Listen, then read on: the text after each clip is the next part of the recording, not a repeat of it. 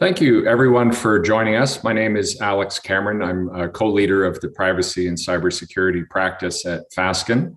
We're really thrilled to be presenting to you today a rapid cross-Canada tour of key trends and developments in privacy and cybersecurity law in Canada. We're very proud of the depth of our practice and experience in this area.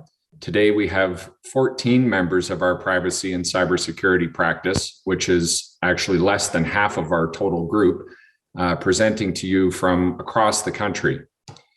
You will hear today from leading experts in the field, including the former Privacy Commissioner of Canada, Jennifer Stoddart, who works with Fasken as a strategic advisor.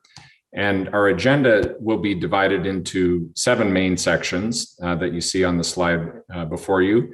Kateri, Danish, and Justin will speak to cybersecurity. And on that note, a special thank you to Justin, who was a driving force behind organizing this event. So thank you to Justin.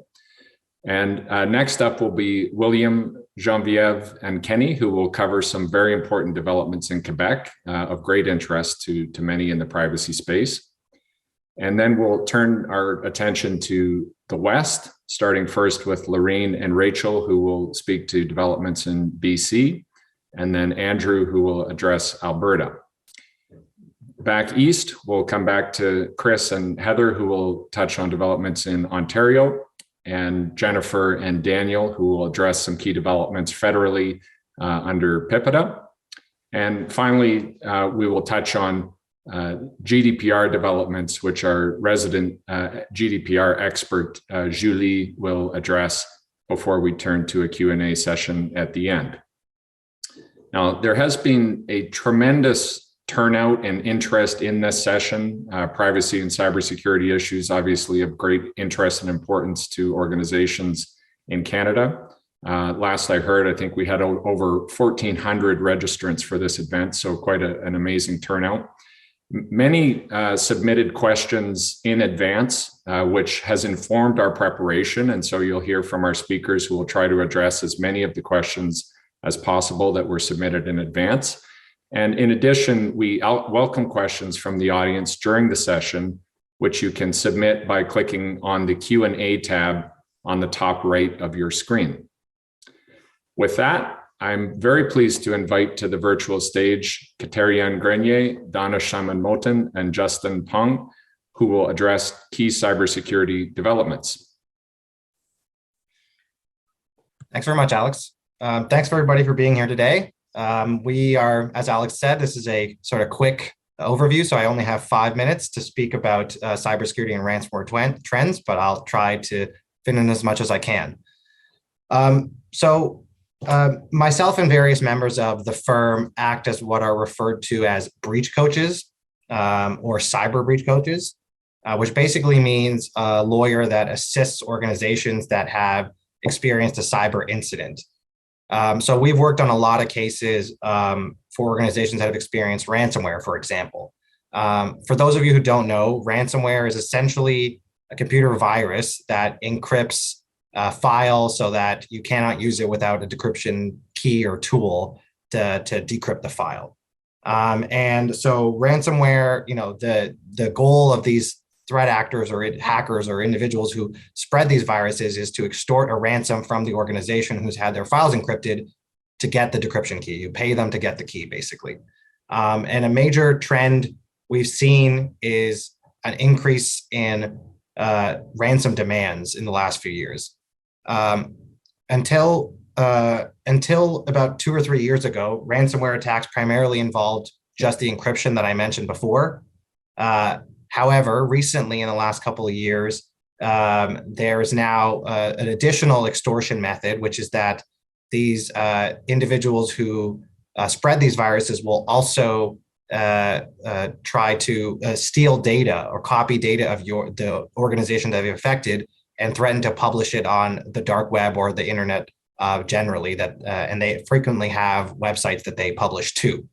As a result of this double extortion method, the extortion for the decryption key and the extortion to prevent, with respect to the data, try to prevent publication of it, we've seen an increase in ransom demands. and also an increase in cyber attacks, because obviously the more profitable it gets, the more likely individuals are to try to do these attacks. We now regularly see ransom demands over 1 million, whereas we used to frequently see ransom demands, 50K or 100K maybe a few years ago. And we also now regularly see clients, making payments, 500,000 or more in these cases, whereas previously the payments were not nearly as large. So it's certainly a very increasing trend that we've seen recently. As I mentioned, we've seen an increase in cyber attacks as well, and partially that's because of the fact that some of these are more financially beneficial to the individuals who do them than they used to be. The CCCS has also warned of increased cyber risk to critical infrastructure in Canada as a result of Russian state actors, and this has only increased with the Russia-Ukraine war that has been ongoing. As a result of that as well, there are of course sanctions concerns, and these have been heightened recently. So obviously when you make these ransom payments, when an organization that's affected makes a ransom payment, they use an intermediary often, because most of these payments are made in cryptocurrency, usually Bitcoin. And so most organizations don't have Bitcoin, just laying around. So they will, make a payment through an intermediary. And these intermediaries frequently do what are called sanctions compliance checks to see if the information that appears to be available about the individual that has conducted the cyber incident, suggests that they might be a sanctioned entity or sanctioned individual. And this has only increased now due to the additional sanctions that have been placed on various Russian individuals and organizations due to the Russia-Ukraine war. So it's certainly an increasing concern when it comes to these ransom payments. Another trend I just wanted to touch on very briefly is that we're seeing an increase in what we would call like service provider incidents, which are essentially, many organizations use service providers for various things, whether it's accounting or marketing or HR or whatever it might be. And we've seen in the past few years some large cases where a service provider that provides a service to a large number of organizations has had a cybersecurity incident, and then that will impact many organizations because of the fact that the service provider maybe holds information about the organizations or their customers and a large number of them. So certainly something to think about when it comes to your cyber risk is your service provider, the risks that come from service providers. Lastly, I just wanted to note that a lot of our clients and their board of directors are paying an increased attention to the cyber risk that exists in today's world. So we frequently now do tabletop sessions, which are basically simulated exercises of a cyber incident with boards of directors. We do workshops for boards of directors. We do other kind of sessions for boards of directors to talk about these risks. And part of that increase is motivated by the cyber risks are more serious now than they used to be. And so boards are taking them more seriously as an increasingly serious type of risk. But I think part of it is also driven by the chance for and the actual occurrence of litigation against boards and directors, both directors and officers, related to cyber incidents. And so boards and officers of companies are starting to take that risk more seriously as well, which has led to a lot more cases where we provided the tabletops and the workshops and the sessions I mentioned. So that's just a very quick overview of some of the cybersecurity and ransomware trends that I've seen. And I will pass it over to Catherine. Thank you, Danish. Well done. In 5 minutes, I will try to do the same. Welcome, everybody. I will speak about the notification of confidentiality incidents in Quebec. We do have new provisions to that effect that will come into force on September 22nd, 2022. These new provisions were introduced by the famous Bill 64, which will be discussed at length in today's presentation. So September 22nd is still coming pretty soon, so you should be aware of these new provisions and you should be preparing also to face incidents. So first of all, what is a confidentiality incident in Quebec's new bill? So it is a very broad definition. So confidentiality incident will mean accessed, not authorized to personal information. It also includes use not authorized, communication not authorized, also loss of personal information, or any other breach of the protection of such information. So, of course, when we think about confidentiality incidents, we definitely think about what Danish has just talked about, hacking, cyber incidents, malware, but this can also mean losing information, sending information to the wrong person, having an employee steal information, or having what we call snooping, so employees accessing information that they're not supposed to access. All this will be considered confidentiality incidents. There's a notification trigger, so it's not all incidents that will have to be reported to the authorities or affected individuals. There will be a notification trigger, and the language in the Quebec Act is a risk of serious injury. Now, note that in PIPA and Alberta PIPA, we always talk about the real risk of significant harm. So a risk of serious injury is a little bit different because a real risk and a risk is not necessarily the same thing. So let's hope that the Commission d'accès will and the court will have the same interpretation. When you assess whether or not there is a risk of serious injury, several factors need to be considered. One of these factors is the sensitivity of the information concerned. The second factor is the anticipated consequences of its use. And third, the likelihood that the information will be used for injurious purposes.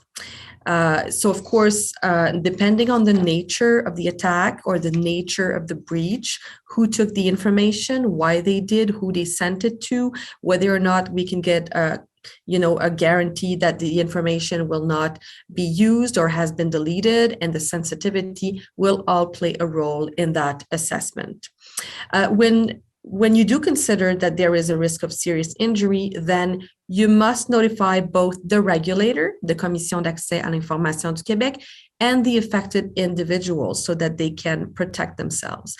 Note that notification to the individuals will not be needed as long as it could hamper an investigation conducted by a person or body responsible by law for the prevention, detection, or repression of crime.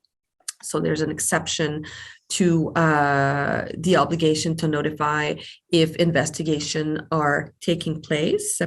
There is also a possibility introduced in the bill to notify any person or anybody that could help reduce the risk by communicating to that person or body the personal information necessary without the consent of the person concerned. So here we want to help our companies who have notifications to do to be able to share information with government agencies, for example, that could help put into place means to protect the affected individuals. The DPO, the person in charge within the organization of the privacy and personal information, the DPO has a role to play, has several roles to play under Bill 64, but has a role to play in incident response as well. So we strongly recommend that this person, of course, be involved at every step of the management of this incident, but the law provides that this person must be consulted with the organization when you are performing the risk assessment and you are determining whether there is a risk of serious injury flowing from the incident. Just as the case is under PIPA, the organizations will have to keep a register of confidentiality incidents.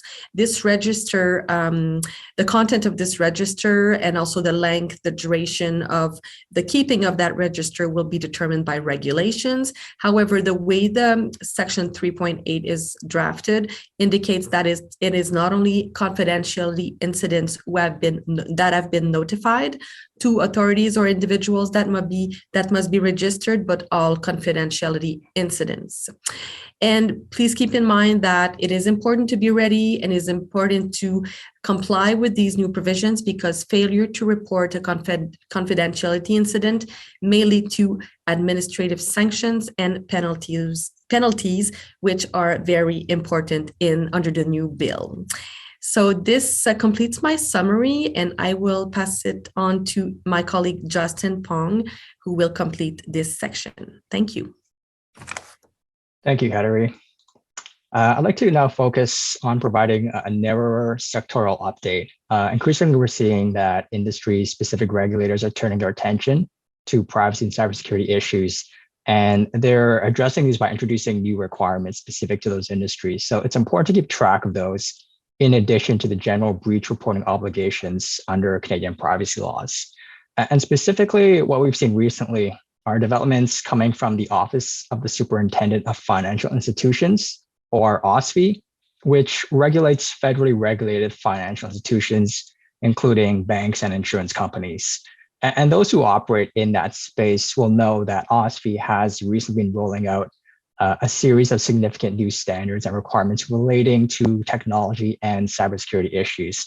And so it reveals this increased regulatory focus on the growing level of cyber risk and the potential disruptive impact for key institutions in Canada's financial industry.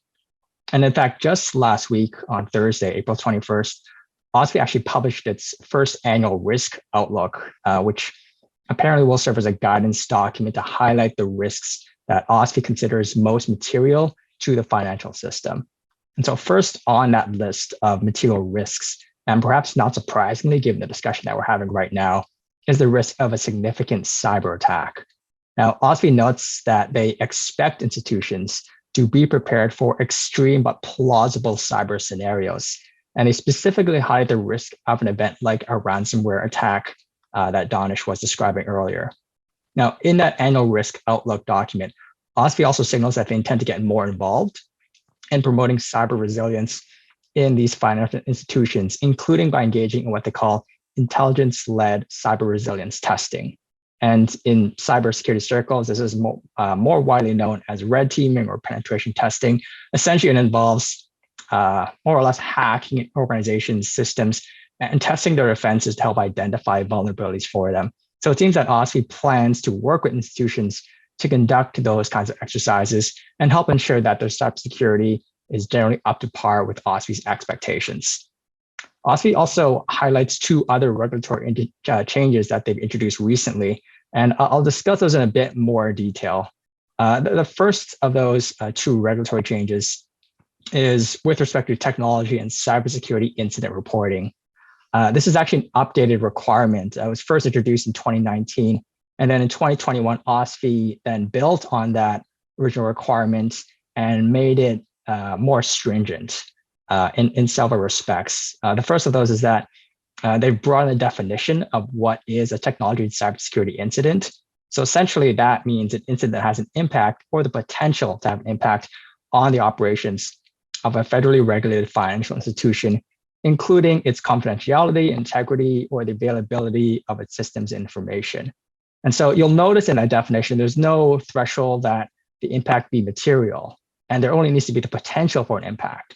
So we can see that this captures a much broader range of incidents than what was captured under the original 2019 reporting requirements. The second change to that requirement is that they've really expanded the range of circumstances that can trigger the obligation to report an incident. And so this can include anything from there being an impact to operations, to infrastructure, to data, to systems, or it can be an event that impacts a third party, which affects the institution. The third significant change I'll highlight for the reporting requirement is that the timeline has really been shortened from 72 hours to 24 hours or sooner if possible, which I'm sure we can appreciate is a very brief window of time. It means that there won't be a lot of information that can be provided in that initial reporting window. But of course, there's also the expectation that you'll provide regular updates to OSFI as the information becomes available. So that expansion, the requirement, the more stringent standards, that's something that financial institutions will have to keep note of in terms of having their reporting frameworks updated to be compliant with OSFI's expectations. The second regulatory change, and I'll just be very brief on this, is they've introduced a draft guideline on technology and cyber risk management, outlining their expectations for institutions to develop greater resilience to technology and cyber risks. So this draft guideline has not yet been finalized. There was a public consultation that was recently wrapped up, and OSFI indicated that a final version should be published sometime this year. But just very briefly, the draft guideline goes into quite a bit of detail about the risk management practices it expects institutions to have, including with respect to governance and risk management, cyber risk, technology resilience, and asset management. And so it's important for institutions to review that framework as it potentially impacts major aspects of an organization's business. Now, there'll be more to come from OSFI on this. They're certainly moving very quickly, so we'll just have to stay tuned as that space continues to expand. And with that, I will now turn things over to the next panel to talk about updates in Quebec.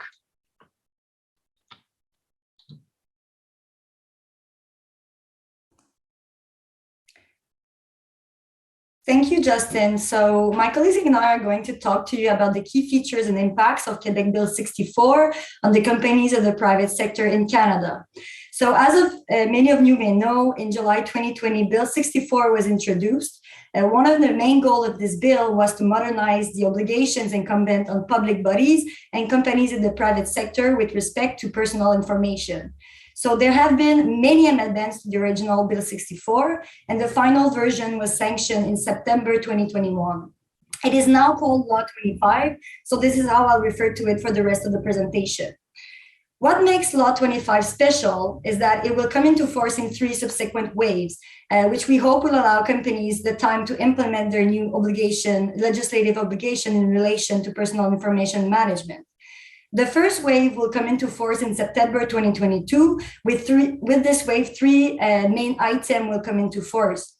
So first, the provision regarding confidentiality incidents, which my colleague Katerian has addressed. Second, the obligations for companies to name a chief privacy officer. So the chief privacy officer will notably be accountable for the application of the law and will be the starting point for the implementation of the obligations under Law 25. Also, there is new consent exception for certain personal information disclosures, such as commercial transaction, health data for research, study, or statistical purposes that will come into force. The second wave, which contains the most provisions, will come into force in September 2023. We will talk to you about some of these provisions in the next few minutes. Finally, in the third wave, a few minor dispositions will come into force in 2024, notably provisions regarding electronic access. As you might understand, it is very essential to prepare for the coming into force in September 2022 of certain obligations related to Law 25. So moving on, can you please go to the next slide? Thank you. So moving on, I want to emphasize 3 of the recourses of Law 25 that can be used against companies and that are very interesting for companies to know. So first, in matter of civil recourse, Law 25 provides the award of punitive damages of at least $1,000 for intentional infringement of the law or infringement resulting from gross fault. So this makes it one of the few Quebec laws that allow punitive damages and also one of the only laws that indicates the minimum amount of the punitive damages. Second, in the matter of penal provisions, Law 25 will grant prosecution powers to the Commission d'Accès à l'Information. In practice, this means that the Commission prosecutors will be able to institute penal proceedings before the Court of Quebec, which was not the case before. Also, penal fines will be increased substantially, up to $25 million for companies or 4% of the company's worldwide turnover, whichever is greater. Finally, I'll talk to you about the administrative monetary penalty regime that my colleague has talked to you a bit about. So Law 25 creates a new administrative monetary penalty regime through which administrative penalties may be imposed in parallel to penal fines. By this regime, the law also drastically enhances the power of the Commission d'Accès à l'Information to enforce the law as a regulatory body. Currently, the Commission's power to enforce the law are limited to conducting inspections, investigations, and ordering corrective measures. This current regime does not include monetary penalties. The new regime will be administered by the Commission and will allow the Commission a great deal of flexibility in enforcing the law. In fact, the Commission will have to develop a general framework for the application of the administrative monetary penalties. It is important to note that this is a purely administrative procedure and does not include the rights of a judicial procedure. The penalties under this regime are significant and are at the discretion of the Commission. The maximum amount of an administrative monetary penalty is $50,000 in the case of individuals, and for companies, the greater of either $10 million or 2% of its worldwide turnover.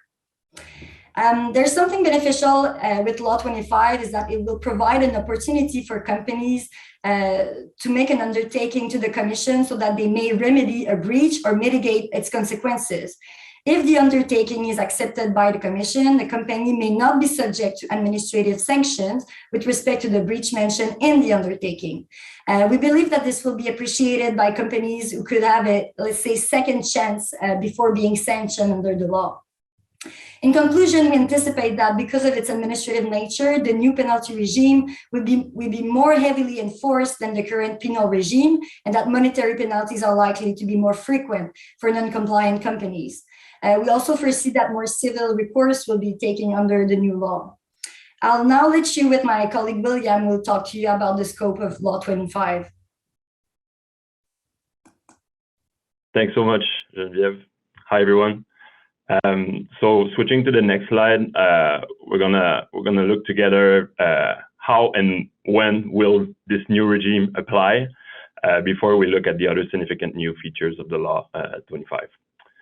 So first, the territorial scope of applicability of the Private Sector Act has not been addressed or clarified under Bill 25 or Law 25, which means it remains ambiguous. First paragraph of the Act remains intact. It states that the objective of the Act is to establish rules with respect to personal information which a person collects, holds, uses, or communicates to third persons in the course of carrying of an enterprise. By this, we mean carrying of an enterprise in Quebec. Nonetheless, courts apply broad, inconsistent factors to determine the geographical criteria. The Commission d'accès à l'information, so the Quebec privacy regulator, already ruled that the Act applied to an entity based in Ontario that sold goods and services in Quebec, even though the entity had only one office in Quebec with minimal staff and no documents containing personal information were stored in Quebec. So yeah, the Commission emphasized that the entity could not escape the Act's application by moving personal information from Quebec to Ontario.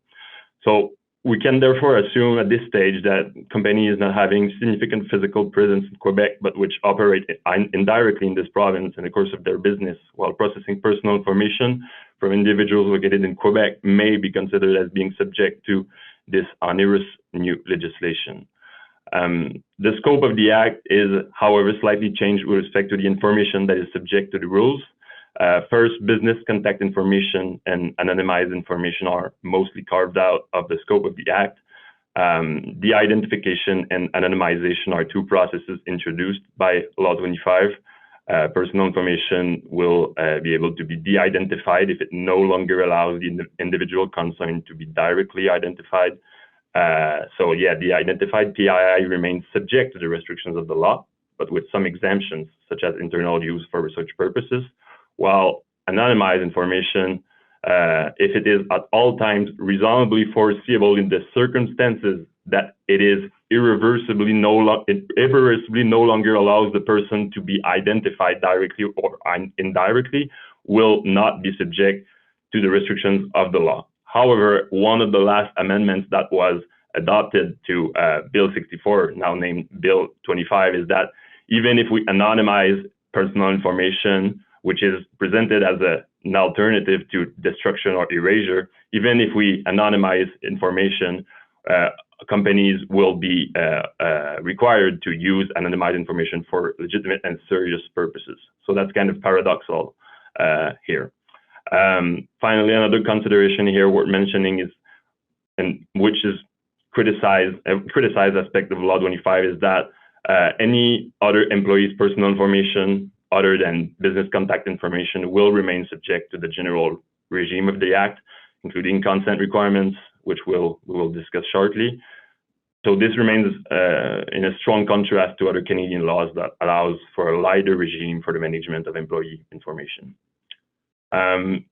So moving to the next slide, now that we've had an overview of the scope of this new regime, let's see what will change with regards to consent. So consent remains the main principal legal basis for processing personal information under Law 25. So the notice and consent model will remain as the main legal basis, with new specific exemptions for internal use for research, where the personal information is de-identified, when it is clearly used for the benefit of the person concerned, to assess and improve security measures, among others. So this consent comes obviously with transparency, as Law 25 will still require that consent be manifest, free, and enlightened. The amended act will explicitly require to have privacy policies drafted in clear and simple language, and to include new pieces of information such as categories of third parties to which PII, personal information, may be disclosed to. The good news is that starting September 2023, two forms of consent will be officially recognized under the Act, while the use and disclosure of sensitive personal information will, in principle, require express opt-in consent. Use and disclosure of non-sensitive personal information will be permitted with implied consent. Since 1994, when the Act was adopted, it did not officially recognize implied consent as a valid consent. It is still the case as of today. So sensitivity, what is sensitive personal information? This concept is now defined under Law 25. Personal information will be considered sensitive if, due to its nature, in particular in its medical, biometric, or otherwise intimate nature, or the context of its use or communication, entails a high level of reasonable expectation of privacy.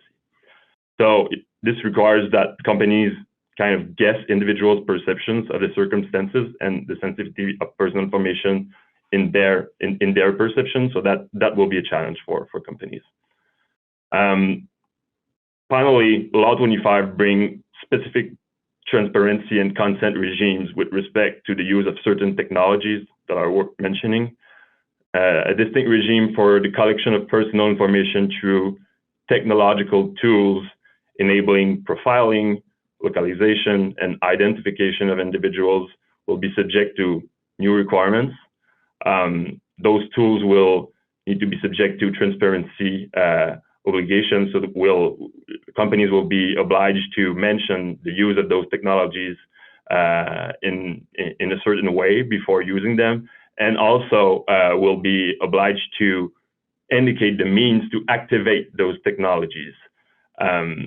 If we rely and see the debates that happened that led to the provision as it was adopted and will be sanctioned next year, we see that the intent here of the legislator would be to add a specific opt-in express consent to the use of those technologies. And we're not only talking about cookies here.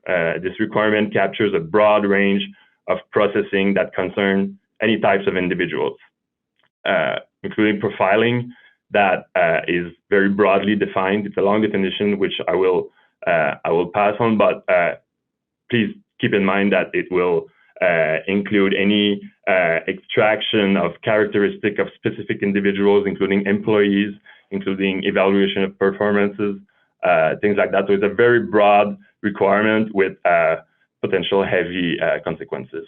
Finally, any type of decision that is solely based on automated processing of personal information will also trigger some specific transparency obligation, including informing individuals of this automated processing, of the factors considered in the course of the decision, notably. So unlike GDPR, no materiality threshold with respect to the impact on the individuals resulting from the decision is a condition to trigger those requirements.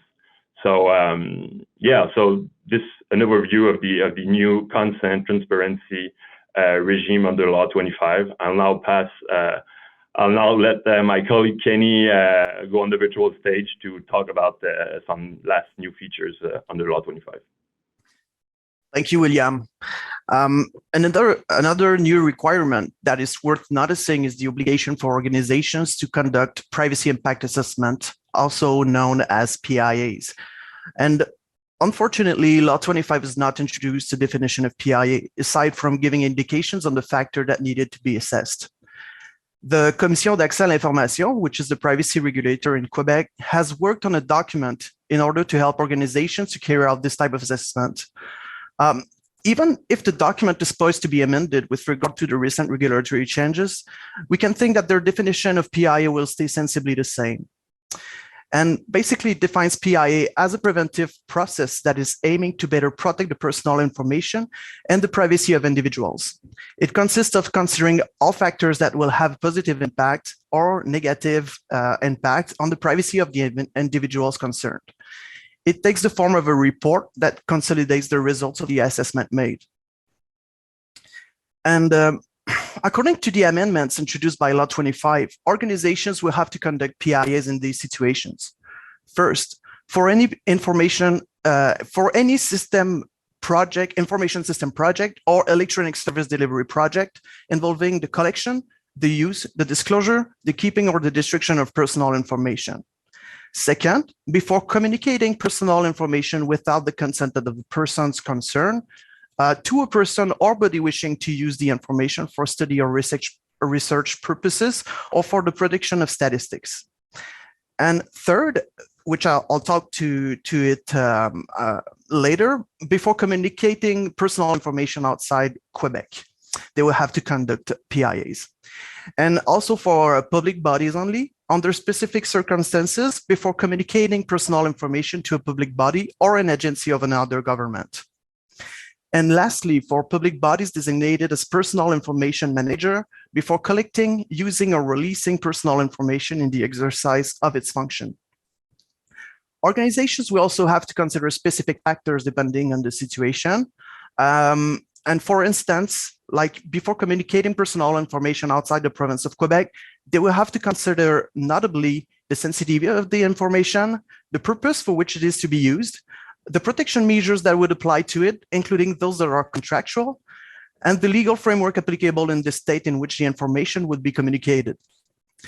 In this case, the information may be communicated if the assessment establishes that it would receive adequate protection, in particular in light of generally recognized principles regarding the protection of personal information. Also, the communication of the information must be the subject of a written agreement that takes into account, in particular, the results of the assessment and, if applicable, the terms agreed on to mitigate the risks identified in the assessment. Moreover, the conduct of PIA must be proportionate to the sensitivity of the information concerned, the purposes for which it is used, the quantity and distribution of the information in the medium on which it is stored. And therefore, we can conclude that the expectations of the Commission d'accès à l'information related to the depth of the analysis will notably vary depending on these factors. For instance, a project involving a large amount of biometric information might need a deeper analysis than a project using few de-identified sociodemographic information. And for private sector organizations, the person in charge of the protection of personal information within the enterprise must be consulted from the outset of the project for the purposes of such assessment. For public bodies, is the Committee on Access to Information and the Protection of Personal Information that must be consulted. If the project allows computerized personal information collected from the person concerned, organizations must ensure that the project allows such information to be communicated to him in a structured, commonly used technological format. And at any stage of the project, the person in charge of the protection of personal information within the enterprise or the latter committee can suggest protection measures applicable to the project, such as the appointment of a person to be responsible for implementing the personal information protection measures. They can also suggest measures to protect the personal information in any document relating to the project, such as specifications or even a contract. A description of the project participants' responsibilities with regard to the protection of personal information. And they can also suggest training activities for project participants. So, as you might have noticed, the obligation to conduct this type of assessment for organizations is broad and will necessitate to implement controls to identify the appropriate thresholds in their operations in order to conduct such assessments. This may imply for organizations to train and hire qualified employees or consultants in order to carry out PIAs. This concludes the presentation of the major changes brought by Law 25 to Quebec's privacy regulation. And let's move on with our colleagues, Laureen and Rachel from British Columbia, who talk to you about the recent changes in the privacy regulation landscape of that province. Thank you. So if we can go to the next slide, there have been significant shifts in the privacy landscape in the last year in British Columbia, and more are anticipated. So I'm going to speak to the amendments to the Freedom of Information and Protection of Privacy Act in British Columbia. And my colleague Rachel is going to speak to amendments to the Personal Information Protection Act. And if we have time, we'll get to some of the key regulatory decisions from the OIPC in the past year. So if I can get to the PIPA key changes slide, please. So in October of 2021, the next slide, the BC government tabled changes to the Freedom of Information and Protection of Privacy Act, most of which took effect in November of 2021. There are still some that have not come into effect because the regulations have not yet been passed. So the key changes, the first one, repealing the prohibition on storage and access to personal information outside of Canada. The next one is requiring each public body to develop a privacy management program, and that's not yet in force. Requiring each public body to notify an infected individual and the commissioner if there's a privacy breach that could reasonably be expected to result in significant harm. That's also not yet in force. And introducing new privacy offenses and penalties that apply to individuals, service providers, their employees and associates. And then allowing authorities to charge an application fee for access to information requests. Now, there was a regime of fees in the past, but it's changed to become more favorable to public bodies. And there's some concern among advocates that that new regime will be prohibitive to individuals seeking to make access requests. So the new data residency rules. This came out in a bit of a stealthy way, a bit of a surprise to some of us, but there's no doubt that the prohibition that was in place since 2004, that was fairly unique in Canada, was the subject of a lot of pressure on government for many years from many public bodies, health authorities, universities who found it very difficult for research and other purposes. So it has now been repealed. There is no more prohibition in British Columbia on public bodies and their service providers. There is, though, some new law that you will have to take into account. So the first is that the head of the public body must first conduct a privacy impact assessment where sensitive information is involved. So sensitive has not been defined in the legislation. We do have a lot of body of case law about privacy law and what constitutes sensitive information, which would include things like personal health information. But it's up to the public body to do this PIA, the privacy impact assessment, and decide. And notably, many service providers had contractual obligations with public bodies that mirrored the old prohibition. So, you have to take account if that still is in place.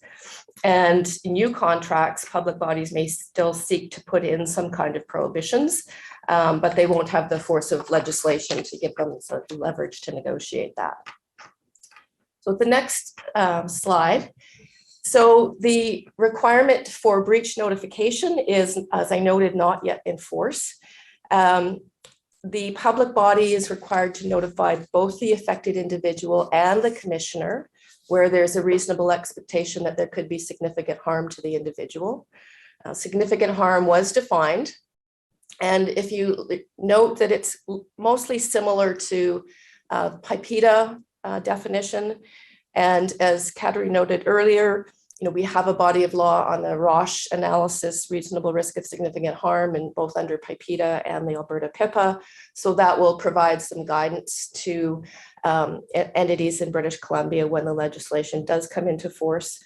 It comes into force by regulation, and there may be some additional prescriptive language there, but we'll just have to wait and see.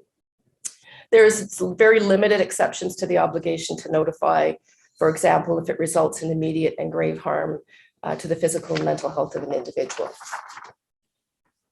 And then the next slide, the other key changes, the implementation of a privacy management program, not yet in force.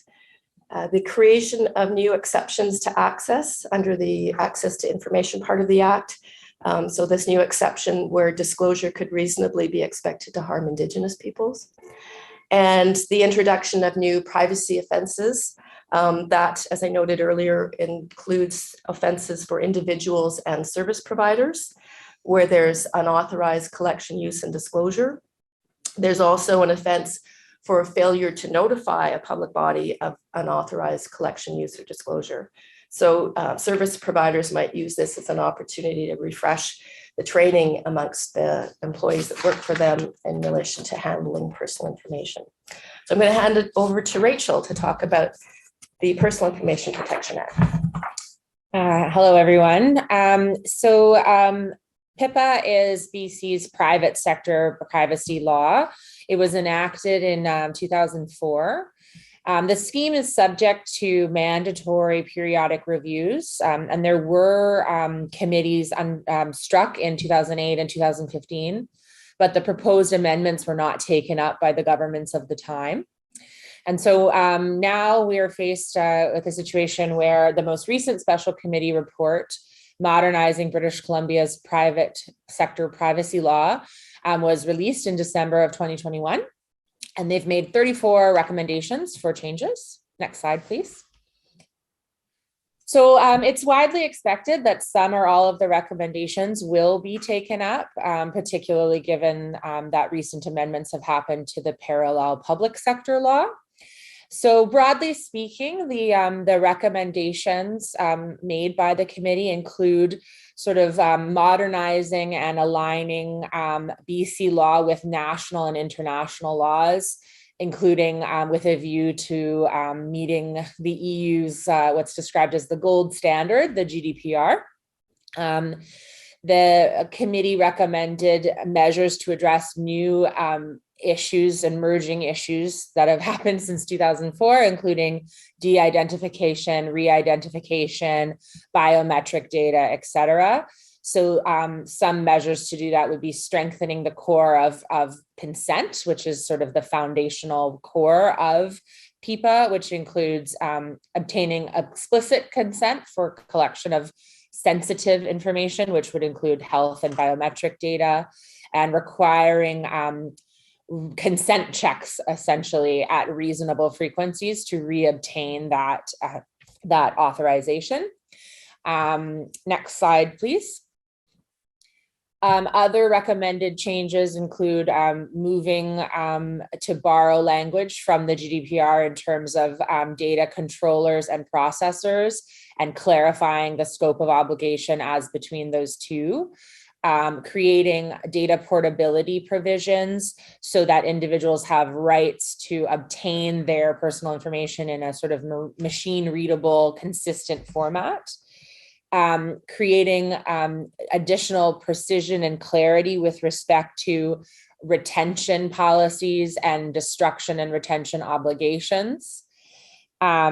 The introduction of a mandatory breach notification provision, which is similar to what will eventually come into force with respect to FIPA, which will align BC with other national laws and global standards. Requiring impact assessments for high risk information when new projects are undertaking involving it.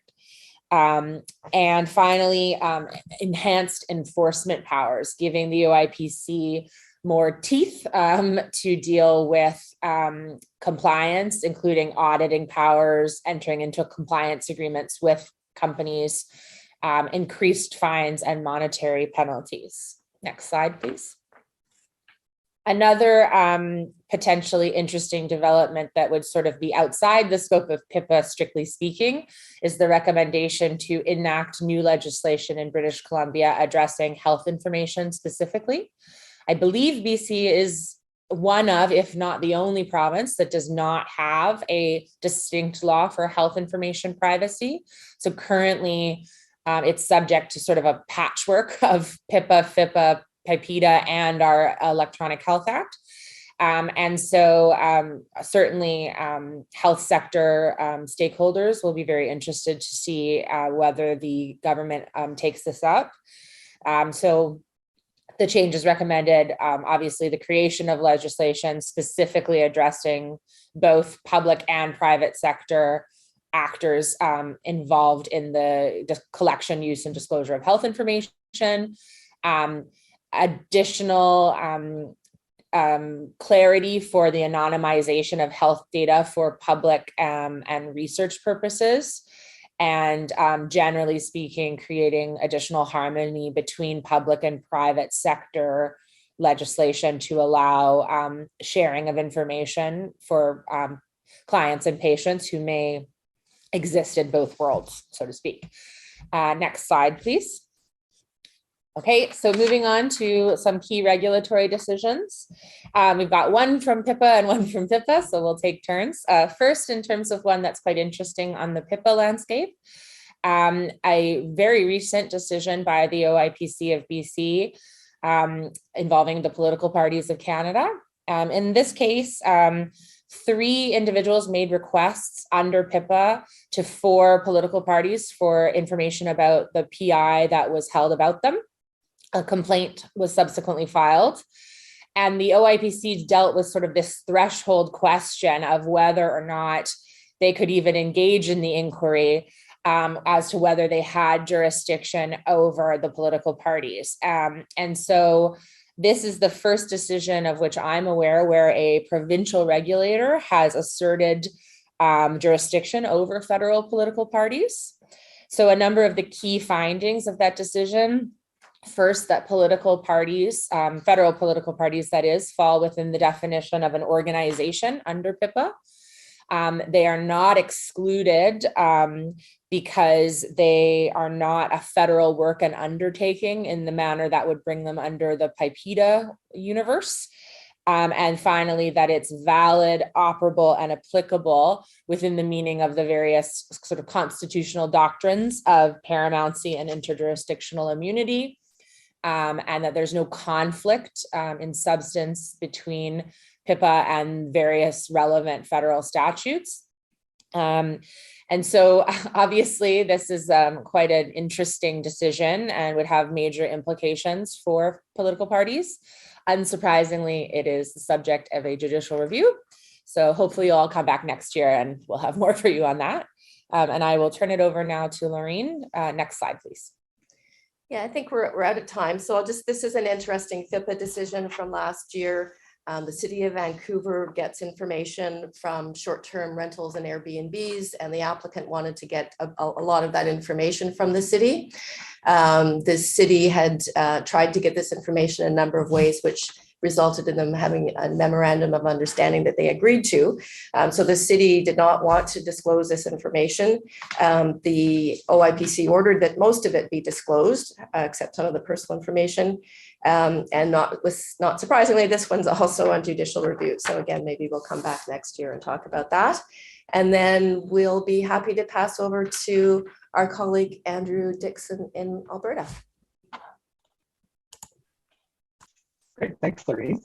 So as mentioned, my name is Andrew Dixon, and I'm just going to be giving everyone a brief update on what's going on in Alberta, both legislatively and then some recent case updates.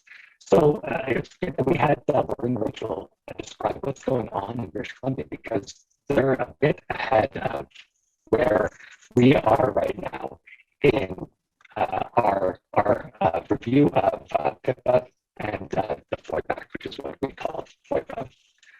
Hold on one second, I'm being told that it's having trouble hearing me. Hopefully that's better for everyone. So as I was saying, we're following closely along the same track as British Columbia, except they're a bit further ahead of us.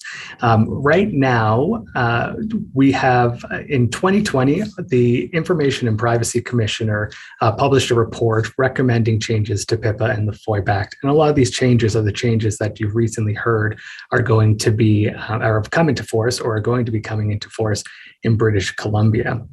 The process right now is that there was public consultations that were held in July through October of this year, and we're expecting a report to come out sometime in 2020, which is going to make specific recommendations on how the legislature is going to update or revise PIPA and the FOIP Act. Specifically, the types of revisions that are being under consideration are things that you actually just heard about. So under PIPA, which is our private entity organization privacy legislation, we're looking at topics such as the right to erasure or the right to be forgotten. So how individuals can compel organizations to remove their information and remove it from the public domain. Also, certain data extraction rights. So being able to actually take data in the form that an organization has it and move it over in that same native form rather than having printouts or other types of extraction methods. As you just heard in British Columbia, there's been a fight over whether or not PIPA applies to political organizations. And one of the recommendations in Alberta is that PIPA be specifically applied to not-for-profit and political organizations. One of the biggest changes that's being discussed right now is the ability for the Office of the Privacy and Information Commission to issue monetary penalties. Right now, the office, when you make a complaint under PIPA or the FOIP Act, there isn't the ability for the Information and Privacy Commissioner to actually issue monetary penalties. Once you have a finding that there's been a breach of anyone's rights, you can have a claim that you can bring in the Court of Queen's Bench. So it's a two-stage process, and from the perspective of the IPC, they will give a lot more teeth to PIPA if they can order monetary penalties themselves. And then as well, there's the mandatory privacy management policies, which are also being discussed. On the FOIP Act side, there's the addition of mandatory breach notifications, which are being considered. So similar in PIPA, we do have mandatory breach notifications, but that currently isn't the case for public entities. The requirement of having privacy impact assessments being done on a regular basis and what the contents of those may be, and then electronic disclosure methods for requests for access to information to FOIP Act entities, being able to have those in electronic form rather than if anyone's made FOIP Act requests, sometimes what comes with reams and reams of paper. So as mentioned, the consultation's closed and it's being considered now, and a report's expected in 2022, excuse me. Expect that a number of the changes, the recommendations are going to be very similar to British Columbia. So it'll be interesting to watch how British Columbia's implementation goes and see where Alberta follows along. Next slide, please.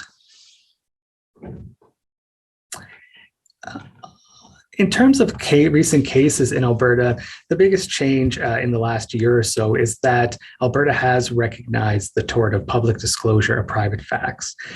You may know that this is a tort that was recognized in Ontario back in 2016 and builds on some earlier case law as far back as 2012 in terms of creating new common law rights for breach of privacy. The elements of the tort of public disclosure of private facts are listed on the slide and include the publication of an aspect of an individual's private life. It has to be done without consent. The publication or the content of the publication must be highly offensive to the reasonable person and not of legitimate concern. Traditionally, this tort originated in Ontario and was used here in Alberta in the case of publishing intimate images of a partner, a former partner. In the case of ES and Shillington, was particularly egregious that a former partner of the plaintiff was publishing intimate images of his spouse online without her consent. In this case, the court recognized that the tort of public disclosure of private facts does exist in Alberta, and in this case issued injunctive relief to have the pictures removed and also monetary damages. But although it's been used primarily for cases where there's been intimate images, it's much broader than that, or it has the potential to be broader than that, as there is no catalog of what aspects of an individual's private life may be. Some of you may be aware in Alberta, we have some legislation, the Protecting Victims of Non-Consensual Distribution of Intimate Images Act, which already prohibits and creates a tort for sharing intimate images of another person. In this case, the plaintiff wasn't able to use that because this act was introduced recently and is not retroactive. These instances of improper sharing happened before that. So for the most part, for sharing of intimate images or items of that or things of that nature, we have legislation to deal with that. But where this could potentially gain further ground in Alberta is dealing with improper disclosure of other types of private information, such as health information, financial information, or any type of other personal information that could come about. And particularly, it could be used in cases of cyberbullying.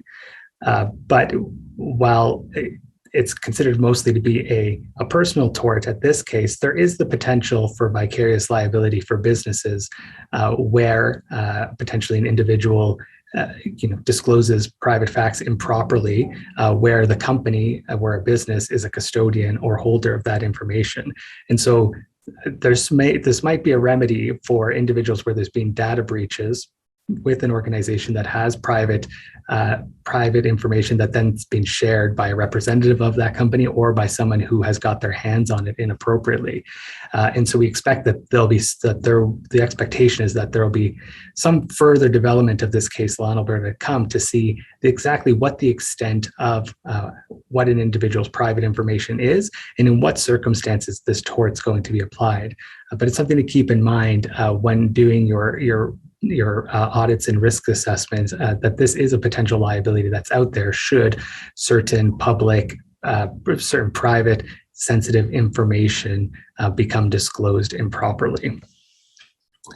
And so with that, I'm going to turn it over to my colleagues, Chris Ferguson and Heather Whiteside, who will give you an update on Ontario. Thank you, Andrew. Good afternoon.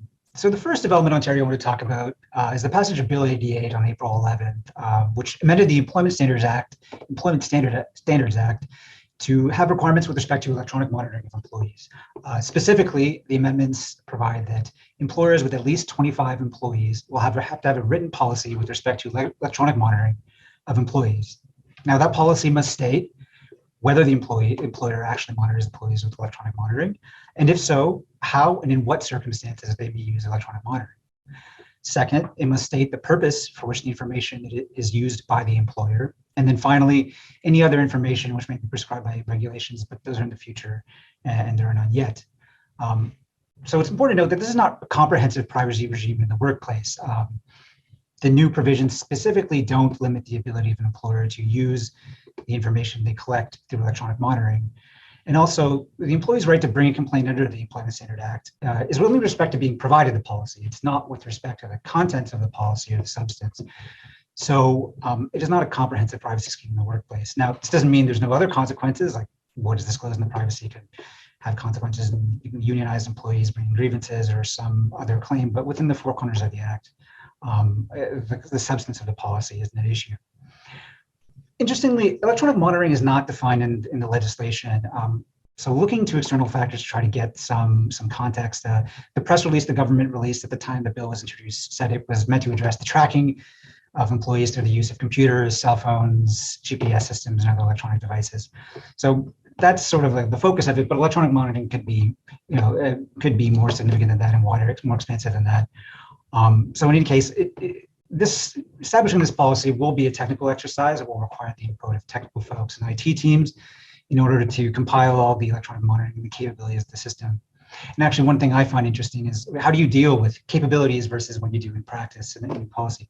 For example, a lot of device management systems for corporations that sort of manage mobile phones or computers have quite powerful capabilities, and for instance, the ability to download any data stored on that device at any time. Now, that's not something that's routine, but it can be used. So how do you deal with those capabilities in the policy? So in any case, what happens next? Well, there's a 6-month transition period. So companies that are caught by this have until October 11th to establish a policy and then 30 days to provide it. And this is an ongoing obligation. So anytime the policy changes with respect to electronic monitoring, then it must be provided to employees in 30 days. So it's an incremental step to privacy in the workplace, but not a full scheme. And that we'd like to talk about. That's the next point we'd like to talk about. So new slide, please. The next slide. In 2021, in June of 2021, the Ontario government released a white paper on the establishment of a private sector privacy legislation in Ontario. It was highly critical of the last federal effort, Bill C-11, to revamp PIPA, and explicitly said it wanted to address the shortcomings that the Ontario government saw in that effort. It also said it wanted to address limitations in federal jurisdiction. PIPA can only apply to federal undertakings and to commercial activities, and the Ontario white paper talked about extending privacy protections to non-commercial contexts, such as charities, unions, associations, and so on. In any case, the Ontario white paper is ambitious. It talks about introducing a right-based approach to privacy, automated decision-making, individual rights, etc. But for now, this one is no developments imminent. In Ontario, there's going to be an election this June. No bill has been introduced, so we don't expect any sort of comprehensive brand new privacy legislation to be introduced before then. So this will go to after the election, and then we'll see whether it'll be this government with a similar legislature picking up the ball, or a different legislature and government addressing this file. Next slide, please. So now we want to talk about key decisions in privacy in Ontario. I'll talk about the first one. So the first is Stewart versus Demi. It's a divisional court decision, a review of a trial decision certifying a class action for the tort of intrusion upon seclusion. And what happened there was, over a number of years, a nurse reviewed the healthcare records of thousands of patients in order to steal prescription drugs from an automated dispensary. She reviewed every record only briefly and just long enough for that purpose. The trial court certified the class action, and the divisional court overturned, and it said didn't meet the requirements for the tort of inclusion upon seclusion, specifically that each individual intrusion was not offensive. So while it dealt with sensitive information, it was health records, each individual intrusion was only fleeting and was for the purposes of obtaining drugs and not the information that was accessed. So the divisional court didn't think that there was any prospect of success on this cause of action. And now I'll turn it over to my colleague, Heather, who will take us through the rest of the docket and health privacy developments in Ontario. Thanks, Chris. I'd like to highlight a few notable decisions from the Information and Privacy Commissioner of Ontario, two of which relate to our health privacy law, and one relating to obligations under the Municipal Freedom of Information and Protection of Privacy Act. So in the first, PIPA Decision 153, a hospital had discovered that an employee had mistakenly accessed certain patient records. And so the hospital both disciplined the employee and then reported the unauthorized access as a breach to the commissioner, but determined that they did not need to notify the affected individuals because this wasn't a case of individual snooping. But the IPC here confirmed that, in fact, notice was required. And the reminder for those who are subject to PIPA is that breach notification obligations aren't limited to cases of intentional snooping. Intent isn't relevant. And as a whole, a privacy breach response should be consistent. So where you've determined that employee discipline is warranted and the commissioner needs to be notified, it tends to suggest that affected individuals should be notified as well. The second PIPA decision 168 here involved a hospital that had actually adopted an internal policy which set out a higher standard for obtaining patient consent than was required under PIPA. So when an employee failed to comply with this policy, the IPC found that not only was it a breach of policy, it was also a violation of PIPA because the hospital had failed to adequately train its employees on its own internal information practices and policies. Finally, the IPC has also recently investigated a couple of complaints that relate to school boards using online learning tools. For those of you at home with school-aged children, I'm sure you're all too familiar with these sorts of online learning platforms these days. But here the IPC reviewed the privacy and security provisions in the board's contract with its EdTech service provider and concluded that, yep, the contractual oversight mechanisms were sufficient for ensuring that the service provider was complying with PIPA, but the IPC did make a few recommendations which are notable. One, because 10 years had passed since the board had initially executed this contract and conducted due diligence on this particular platform, the board had an ongoing duty to sort of monitor any new risks associated with changes to the functionality or changes to the scope of services, and they needed to monitor to determine whether or not when a new privacy assessment would be warranted. And then two, even though the contract did have a provision which required the service provider to maintain certain ISO certifications and SOC reports, the IPC recommended that the board actually regularly request to see the results of those audits so that it could confirm compliance itself. Next slide, please. So the last Ontario update I will share is that we've seen and will continue to see incremental changes to PIPA, which is, again, Ontario's health privacy statute, many of which relate to the use of electronic means for processing personal health information. So this month, Bill 106 introduced the possibility of new regulations under PIPA, which will govern the sharing of personal health information among Ontario health teams. We also have a new regulation specifying that individuals have a right to access their health records in PDF. And in changes still to come, which we'll be keeping an eye out for, as I'm sure many of you will be, we're waiting for amendments and or regulations relating to electronic audit logs, consumer electronic service providers, and also new standards for the de-identification of personal health information, all of which, again, are expected, but not yet in force. And with that, I will hand things over to Jennifer and Daniel for a look at federal privacy law. Thank you. Thank you very much, Heather and Chris.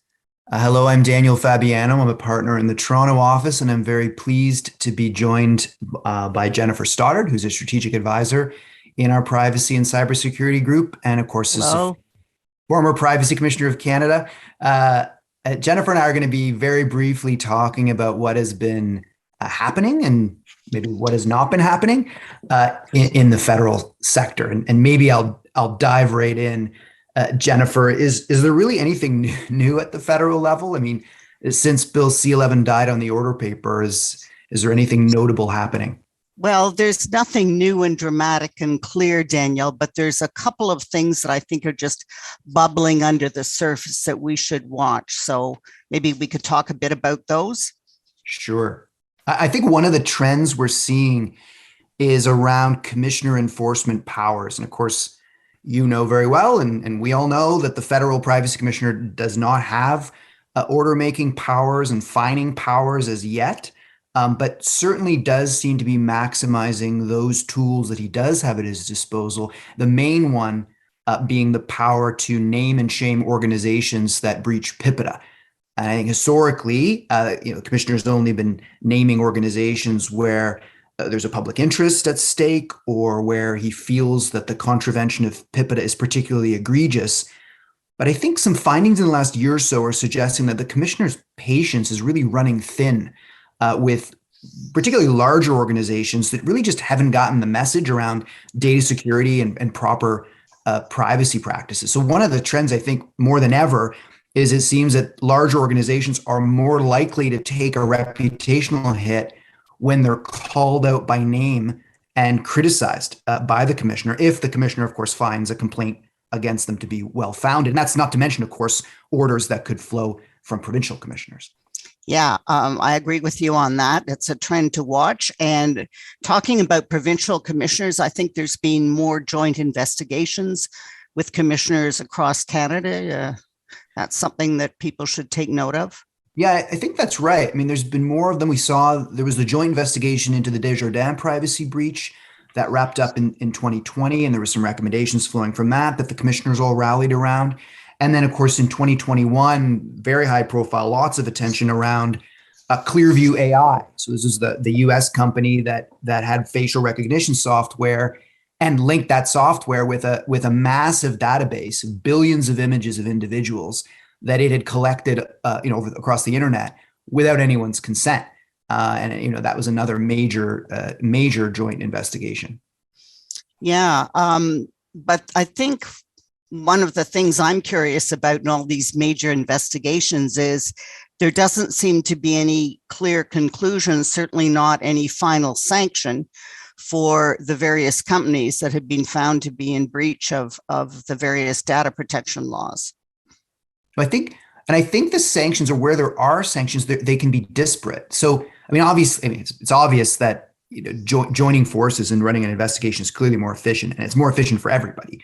The commissioner's offices, the organizations that are being investigated, of course, the complainants. It's just easier to coordinate efforts, of course, than have a bunch of disparate processes. But and I think they also make sense given the fact that, at least from a PIPA standpoint, Canada's other private sector privacy laws are seen as substantially similar. So if the laws are imposing substantially the same obligations, then it does make sense perhaps for the commissioners to engage in joint investigation of complaints where there's a national enterprise being investigated. But I think the Clearview AI investigation did have some cumbersome elements in and around what you're saying, because although the commissioners rallied around recommendations, they then diverged somewhat in their orders. You've got, I think it was Alberta that required Clearview to report on the steps that it was taking to comply within 50 days. But then you've got Quebec ordering that Clearview go out and destroy all the images and identifiers that were collected without consent and do it in 90 days of the order. And that latter order, of course, is now being contested in the Quebec court. So there's something interesting in this divergence. And I wonder whether, the companies that are subject to these diverging orders might be able to point to the divergence in terms of challenging the commissioners that are, in this case, Quebec, perhaps, that are imposing more aggressive orders. Could be. But of course, there's the very interesting case of Google and the Federal Privacy Commissioner that is quite significant in terms of the federal court saying on the reference, yes, the Federal Privacy Commissioner does have jurisdiction to investigate Google. Google is within the jurisdiction of PIPA. And what I note there is that rather than begin an investigation and waiting for the investigated party to take all this to federal court, the commissioner started off by taking this to federal court. So I think that's something to watch in terms of if you have a complaint, the commissioner seems to be getting more nimble. Yeah, I think that's a great point. Jumping directly to the reference, just to clear that hurdle at the outset rather than, start the investigation, I think perhaps made a lot of strategic sense. And of course, that reference, was ultimately found, I suppose you could say, in favor of the federal commissioner in the sense of saying that this was within the jurisdiction of PIPA. This was a commercial activity involving personal information, that the journalistic exemption didn't apply. And so we're back to the federal commissioner's office. Although, given the time, it seems that it'll be the next commissioner that will actually have a hand in deciding this complaint. Do you know, Jennifer, any insight into when we expect there to be a change of the guard? Well, no, I don't, but I can read like everybody else that Commissioner Terrien's mandate was continued on for a year, and that year comes to an end in June the 4th. So that's, just about a month away.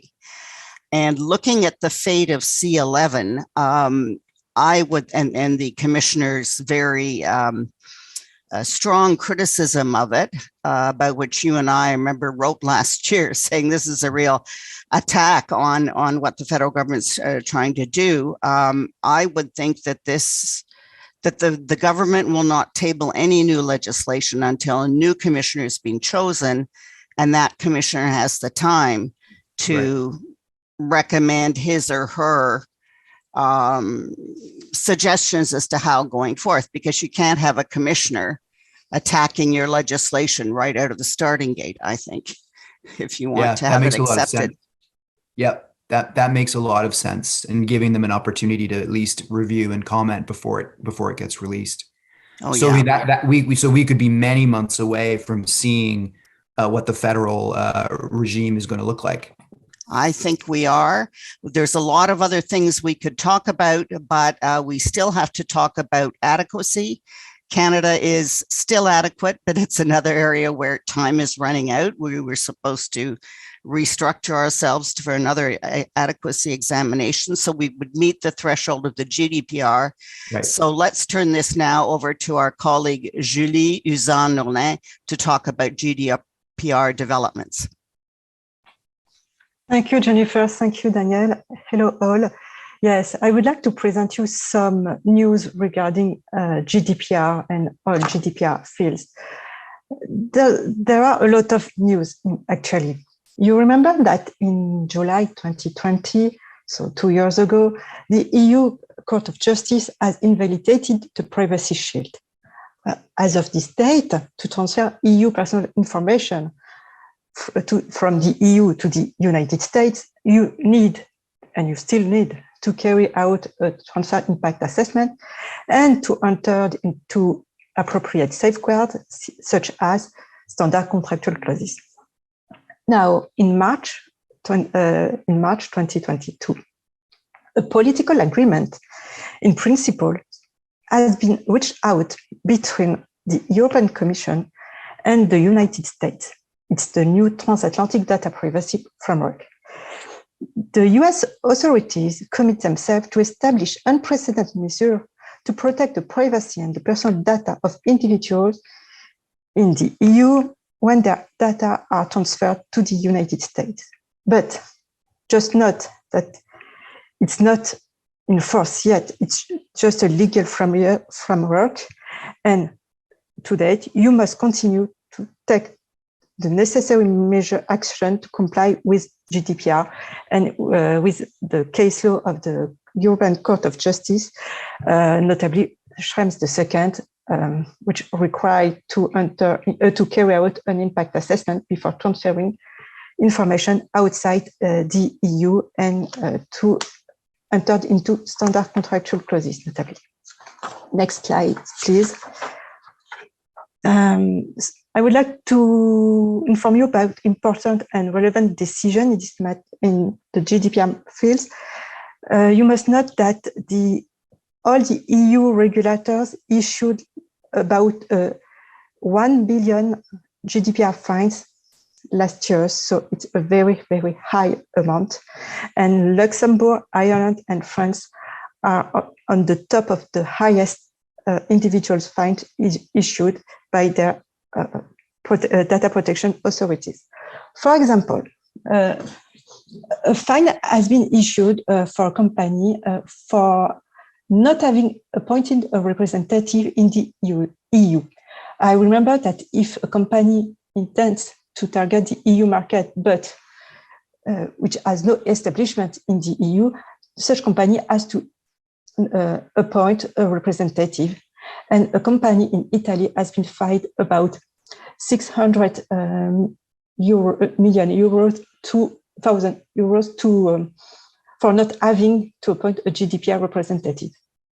Another important sanction is a social media, which has been fined about 225 million euros for breaches to GDPR in relation to the failure to provide accurate and exact information to users, notably regarding the transfer of their personal information to third parties.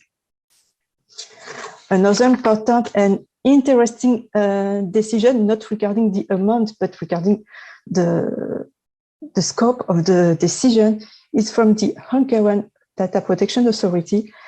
The Hungarian Data Protection Authority has fined a bank for about 670,000 euros for unlawful use of artificial intelligence. So basically, in this decision, the bank did not appropriately inform the data subject of the use of AI and does not address the risk the bank identified when carrying out a data protection impact assessment. An important and very high sanction has been taken recently, but this decision is still under professional secrecy, so we don't have any details, but the amount is very, very impressive. It's about 700 million of euros. I would like to, next slide, please, to speak quickly about the decision which imposed a fine on a bank for excessive amount for excessive period of time and failing to delete personal information, and another one for using analytic cookies without any appropriate safeguards regarding the transfer through the use of these cookies. So basically, the decisions are really important. That took a lot of more importance in the EU. I would like, next slide, please, just to inform you in order to avoid any confusion. Next slide, please, about new regulation in the EU. You may heard about a lot of new regulation in the EU on data, not necessarily on personal data, but on any kind of data. You may heard about the data protection, the Data Act, the Data Governance Act, and now the Digital Services Package, composed of the Digital Service Act and the Digital Markets Act. So all of these acts, or bill, because it depends on the nature of this act, are not necessarily related to personal information, but companies which would like to enter in the EU market should take into account these acts. Finally, just a quick overview on the United Kingdom. Next slide, please. You know that United Kingdom is not in the EU anymore, but he has obtained an adequacy decision. And recently, the United Kingdom, to transfer personal information from the UK to outside the UK, has implemented two new tools. The first one is the International Data Protection Transfer Agreement, which enables organizations to make transfer of personal data to third country without entering into EU new SCC. And another tool is the one regarding the new EU SCCs, which is called in the UK the addendum, which incorporates and applies the new NCC into the UK law. So